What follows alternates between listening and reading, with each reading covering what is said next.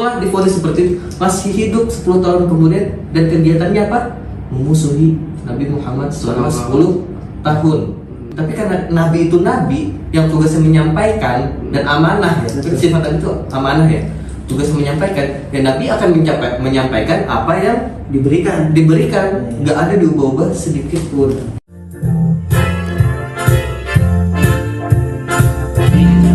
Bapak, Bincang santai, Bapak, bisa Pak, bisa dong. bincang santai, Bapak, bincang santai, Bapak, bisa Pak, bisa dong.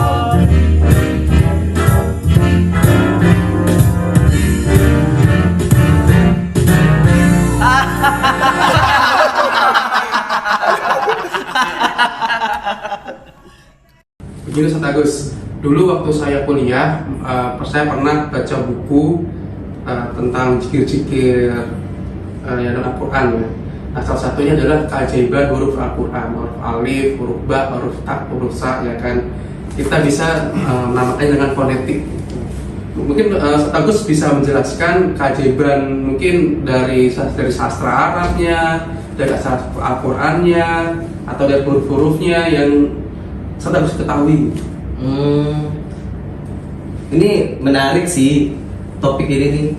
Tapi disclaimer ya, saya bukan yang mendalami, tapi hanya mencari tahu, gitu kan. Nah, saya ingin berbagi aja. Nah, itulah kenapa Pak Kosim, Chandra Pak Fatih, Al-Quran itu sampai sekarang masih menjadi kitab suci yang saya bisa bilang relevan sampai zaman ini. Kenapa?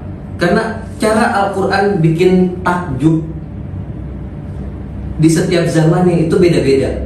Kalau tadi kita udah dibikin takjub sama penelitiannya Bang Gary Miller kan, yang oh iya juga ya gini. Terus dari tadi kita bahas tentang apa? Al-Lahab, Maria, itu dari segi sejarahnya kan. Terus sainsnya tentang yang tadi matahari, dan sebenarnya masih ada lagi kalau misalkan mau dibahas, tapi nanti aja.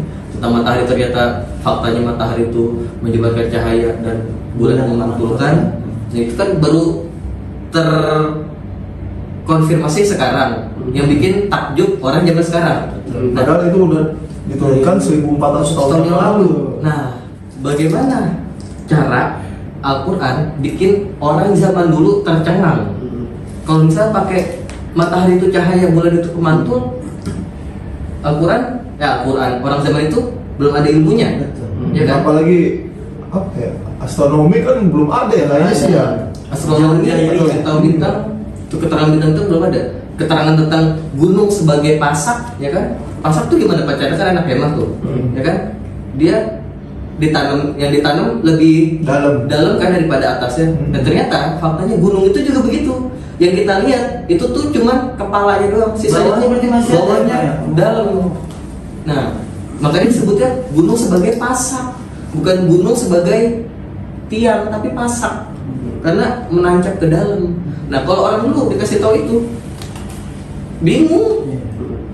Nah, gimana caranya Al-Quran itu bikin tercengang orang zaman dulu? Itu dengan cara sistem audio, atau yang kita kenal dengan tajwid. Ya, karena ternyata cara membaca Al-Quran dan cara membaca atau bicara bahasa Arab, bicara Al-Quran dan bahasa Arab itu berbeda. Bahasa Arab ya udah bahasa Arab aja. Nih kalau ada guru bahasa Arab, tolong koreksi saya kalau salah ya.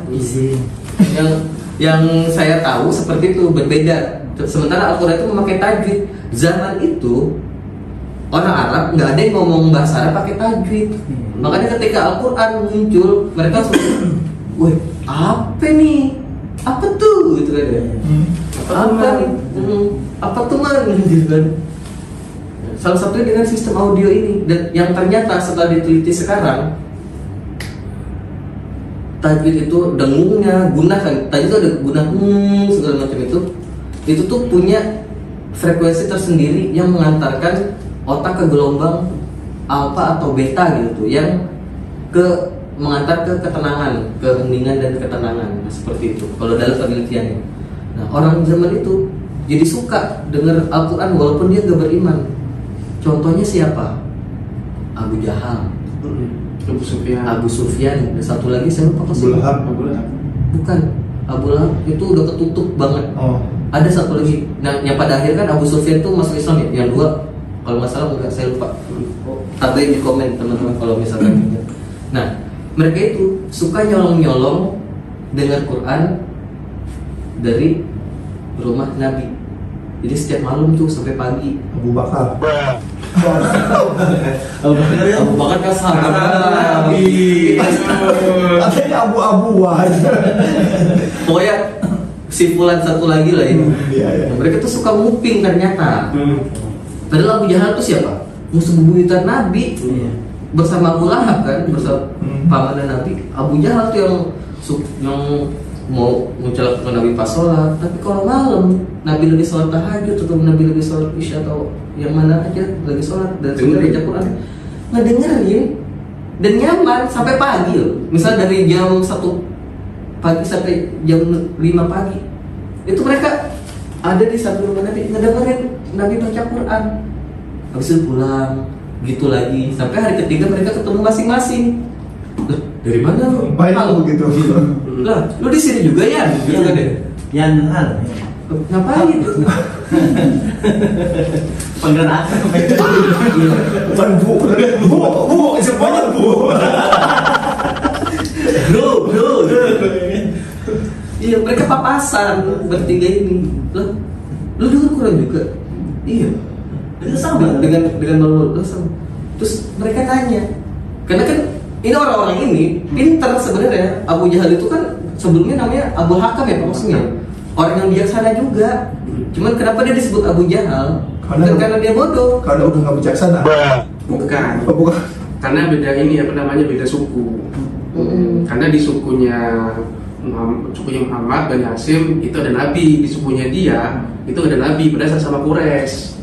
Gitu. Pelannya lah gitu. Jadi dua keluarga besar ini itu tuh tanda kutip kayak bersaing. Sebenarnya yang bersaing itu keluarganya Abu Jahal doang gitu. Gitu. Bani Hashim ngasih makan ke penduduk Mekah ikutan bisa.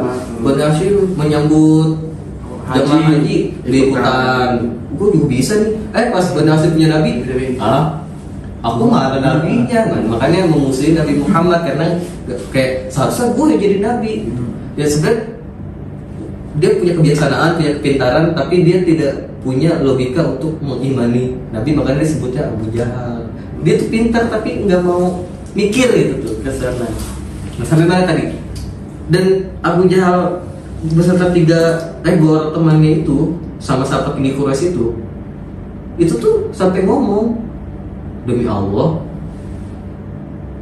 apa yang disebut Nabi Muhammad tuh kayak bukan buatan manusia tahu. Karena saya baca di kitab-kitab terdahulu itu tuh ada. Maksudnya itu tuh sesuai. Ada yang sesuai. Mereka tuh percaya, tapi mereka nggak mau mengakui. Tapi pada akhirnya Abu Sufyan tuh masuk Islam. Kenapa? Karena gengsi, followersnya banyak. Jadi kalau gue masuk Islam nanti followers gue hilang gitu. Kalau dia sebutnya Abu Jahal. Lebih ke bisnis sih, karena kalau dia masuk Islam, bisnis dia jualan patung, bisnis dia penginapan di situ, masalah ini, Iya, kan semuanya hilang. Kan bahaya bisnis patung di sono, bikin tepung gandum disembah dimakan, kan lumayan kan satu misal sekarang 50.000, kalau musim haji bisa ada 10.000 orang kali aja itu. Coba kalau nggak bikin patung, karena duit, dia lebih ke bisnis sih mereka. Seperti itu, emang luar biasa sih masalah duit itu bisa menutupi hati gitu. Nah, berbicara tadi tentang berarti lantunan ayat suci Al-Quran itu benar luar biasa ya Pak berarti ya? Itu secara mendengarkan, sebenarnya kita bisa mengamalkan. Nah, zaman dulu juga tuh kebanggaan orang-orang Arab itu adalah syair-syair. Contohnya bisa dijelasin nih di sini. Apa ya syair-syair dari Abu Jahal? Bukan saya dalam mungkin Al-Quran yang bisa membuat mereka itu tercengang. Semua bacaan Al-Quran itu mereka merasa itu ini indah banget. Tapi kok ya kalau secara SOP standar syair tradisional ini tuh rimanya nggak AB gitu, nggak ada rima, gak ada ini, tapi kok enak ya didengerinnya. Nah itu tuh yang tadi itu infonetik tadi. Nah makanya misalkan nih contoh lah surat yang gampang-gampang aja, misal Al-Adiyat gitu ya. Iya, oke. Gimana tuh Pak? Coba kita baca bareng-bareng. Oke. Bismillahirrahmanirrahim. Wal 'adiyati dhabha fal muriyati qadha fal mughirati subha fa asarna bihi naq'a fa wasatna bihi jam'a. Nah, ketika kita baca itu, suasana apa yang kebayang sama Pak Chandra kira-kira? Atau Sofadli? Senang, senang. Senang. Asik, asik. Ceria. Bahagia, kayak pengen berangkat lari gitulah, kayak pengen jalan-jalan gitu. Iya. Kayak ada apa ya di belakang kita tuh kayak ada gitu kan? Wal 'adiyati dhabha. Ini nggak tahu apa dia, tapi kayak kita visualisasikan aja lah. Wal 'adiyati dhabha. Kan ada kayak semangat itu. Iya. Dan ternyata Al-Adiyat itu artinya apa? Kuda perang. Kuda perang. Oh iya. Kebayang gak maksudnya? Orang yang mau berangkat perang itu gimana sih? Kayak Semangat, oh yuk kita berjuang. Kayak drum band gitu ya.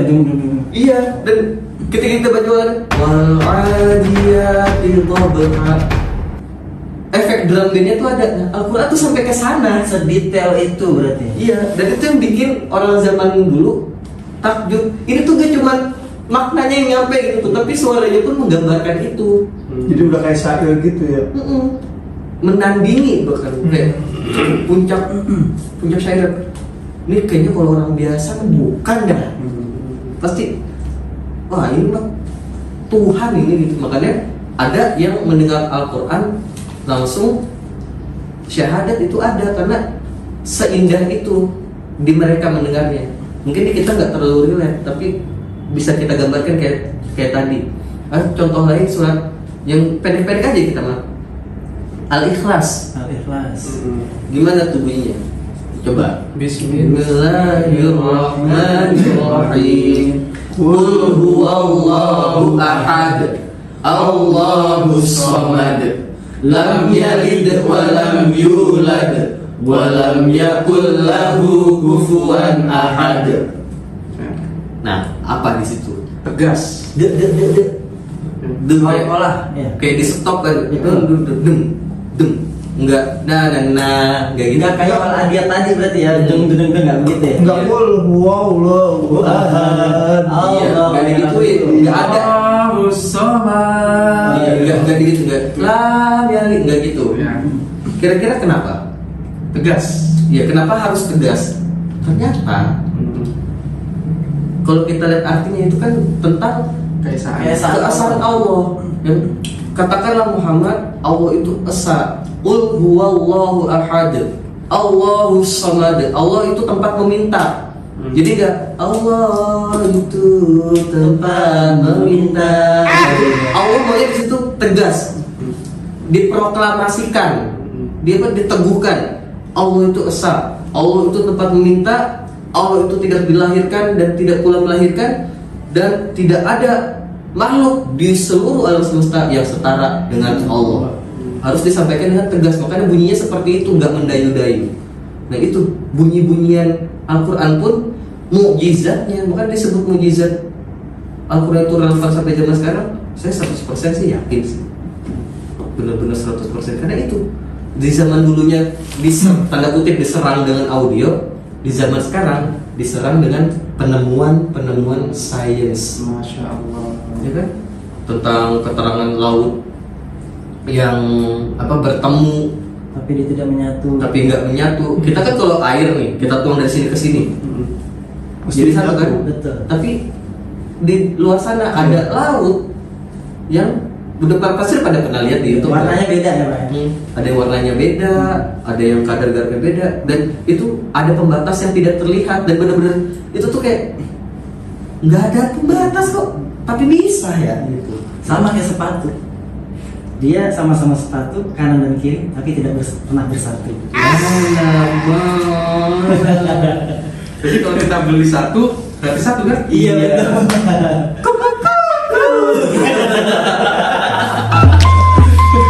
Jadi nggak boleh beli setengah. Karena yang setengah hanyalah spotek.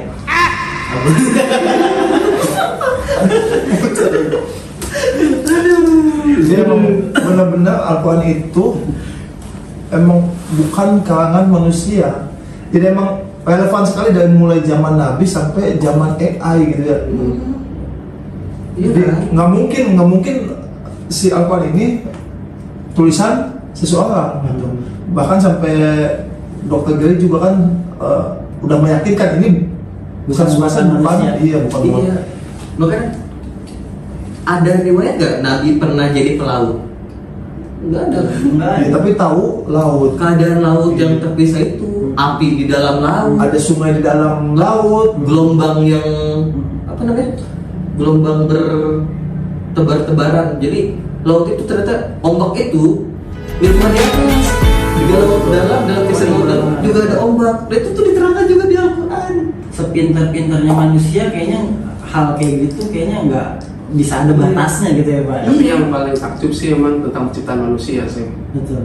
Itu kan yang dari nol, dari rakyat apa dari Embryo, darah gitu kan sampai bahkan jelaskan hari-harinya gitu.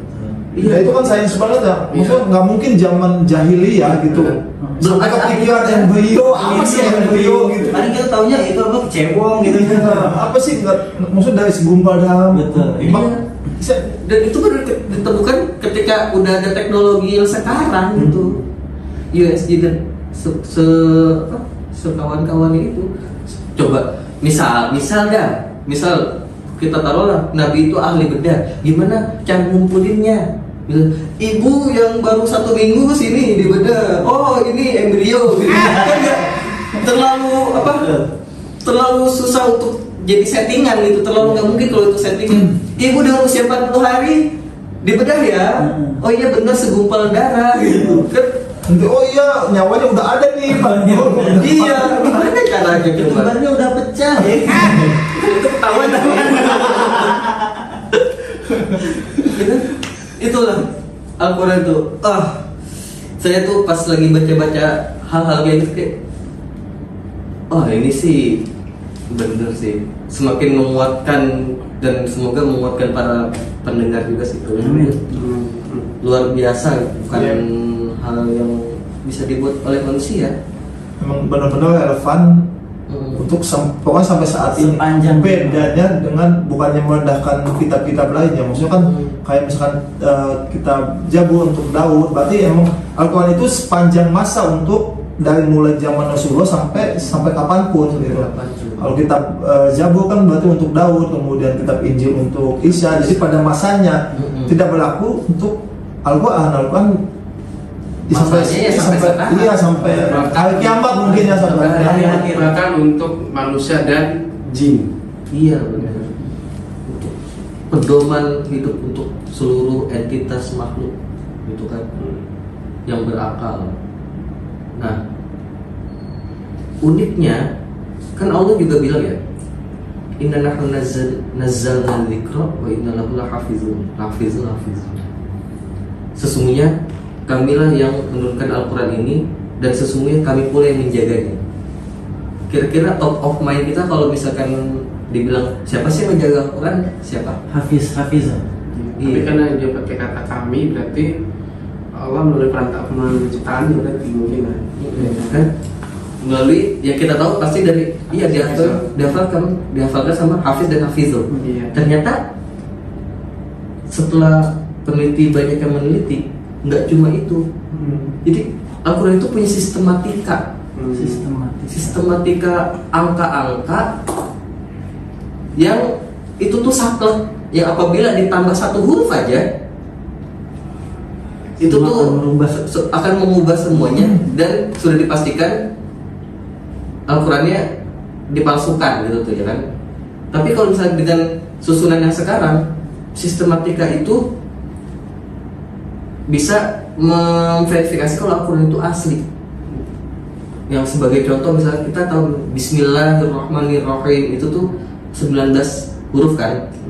Nah, angka 19 ini itu tuh banyak menyambung di beberapa ayat Al-Quran. Contohnya di Al-Baqarah yang sepanjang itu. Berapa Al-Baqarah? 286 kan? Pembukaannya kan Alif Lam Mim. Nah, ternyata ada peneliti dan ulama yang menghitung munculnya huruf Alif, Lam, Mim yang ada di Al-Baqarah, lalu ditotal semuanya, lalu dibagi 3, itu jumlahnya 19. Hasilnya tetap 19. Iya. Begitupun Alif Lam Mim di Al-Imran, terus Hamim, terus Ain Sin Qaf dan segala macam. Itu ada clue, kita sebut coding lah ya. Coding ilahi ini itu ada dan semuanya presisi. Kayak makhluk macam apa? Maksud Makhluk kawan mana sih yang bisa menghitung sampai seperti itu? Iya, sedetail itu. Iya. Kayak itu kayak nggak mungkin nggak sih kalau misalkan manusia yang bikin. Kita kalau nulis karya gitu, nulis sesuatu pasti kan yang penting informasinya tersampaikan gitu kan ya. Nah, Al-Quran itu enggak. Al-Quran itu enggak hanya informasi yang penting tersampaikan, tapi juga memikirkan estetika di balik informasi, juga memikirkan gimana cara menjaga informasi ini tetap utuh dengan sistematika yang sedemikian rupa dibuat.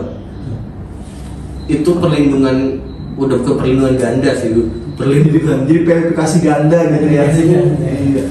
Beda dengan kitab lain, bahkan kebanyakan itu misalkan kayak pendeta atau apapun, bahkan bisanya memeluk Islam itu dengan Al-Quran saking sistematisnya mungkin seperti itu. Kalau di Alkitab kan banyak ada yang perjanjian lama, perjanjian baru, itu kan pasti otomatis ada sesuatu yang berubah.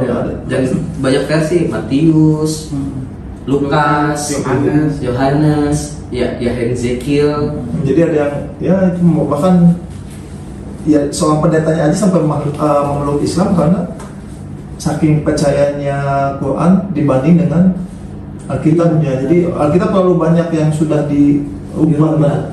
Iya. Al-Quran tadi yang kata Pak Agus mengubah sedikit aja otomatis Merubah semuanya. mengubah semuanya. Dan Al-Quran tuh tantang. Ayo buatlah faktu bisuratin min misli, kata Quran tuh. Coba tiru aja satu surat aja, tiru satu ayat aja, tiru. Dari segi bahasa, dari segi yang tadi itu sistematika dan segala macam itu. Kalau bisa menandingi Al-Quran, kata Allah dijamin. Walaupun seluruh umat manusia dan umat jin bersekongkol buat bikin satu surat yang sejenis sama Al-Quran, itu nggak akan bisa.